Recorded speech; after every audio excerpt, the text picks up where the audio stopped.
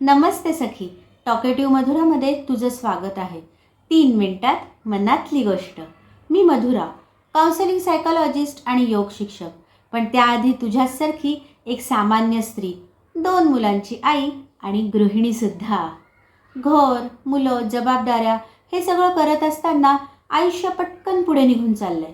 पण या सगळ्यात स्वतःचं अस्तित्व शोधण्यासाठी, टिकवण्यासाठी धडपडणारी. आधी मला सांग, कशी आहेस ग तू? हा प्रश्न शेवटचा तुला कधी आणि कोणी विचारला होता, आठवतं का ग? नाही ना? आत्ता या क्षणी तुम्हाला ऐकत आहेस म्हणजेच नक्की तुझ्याही मनात काहीतरी खूप न बोललेलं आणि साठवलेलं आहे, हो ना? बऱ्याच वेळा अशा गोष्टी असतात की ज्या आपण आपल्या मित्रमैत्रिणींशी, ओळखीच्या लोकांशी पटकन बोलू शकत नाही, पण एखाद्या अनोळखी व्यक्तीसोबत सहज बोलून जातो. का माहिती आहे? कारण आपल्याला माहिती असतं की ती व्यक्ती ना आपला चांगला ना वाईट विचार करणार, ना आपल्यावर हसणार, ना कोणाला जाऊन सांगणार आणि आपल्याला जजसुद्धा करणार नाही. तुलाही असा काही अनुभव आला आहे का ग? असेल तर मला कमेंट्स बॉक्समध्ये नक्की सांग हं.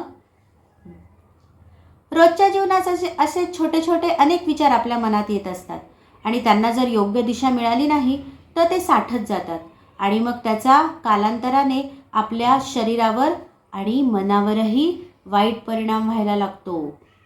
आणि समजा ऐकणारी अशी एखादी व्यक्ती भेटली जरी ना, पण आपल्याला अपेक्षित असलेली किंवा अगदीच तिने काहीच प्रतिक्रिया दिली नाही, तर तुझ्या त्या शब्दांना, विचारांना आणि त्या भावनांना पूर्णत्व हे प्राप्तच होत नाही.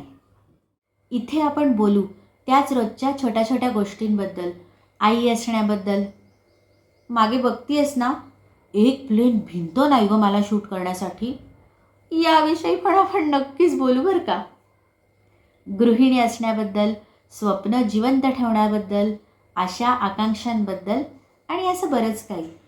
तू सुद्धा इथे माझ्याशी अगदी बिनधास्त बोलू शकतेस बरं का. मला नवीन नवीन विषय सुचवू शकतेस. मन मोकळं होईल ग, इतकंच. मी एकटी आहे असं जर तुला कुठेही वाटत असेल ना, तर हे टॉकेटिव्ह मधुरा चॅनल अशाच तुझ्या आणि माझ्यासारख्या प्रत्येक स्त्रीसाठी आहे. अगं, खरं तर मलाच अशा एका सखीची गरज आहे ग. मग देशील मला साथ? ही माझी छोटीशी गोष्ट जर तुझ्या मनाला कुठेतरी भिडली असेल ना, तर व्हिडिओला लाईक कर आणि चॅनल सबस्क्राईब कर. का म्हणून का? आपण पुन्हा भेटण्यासाठीच.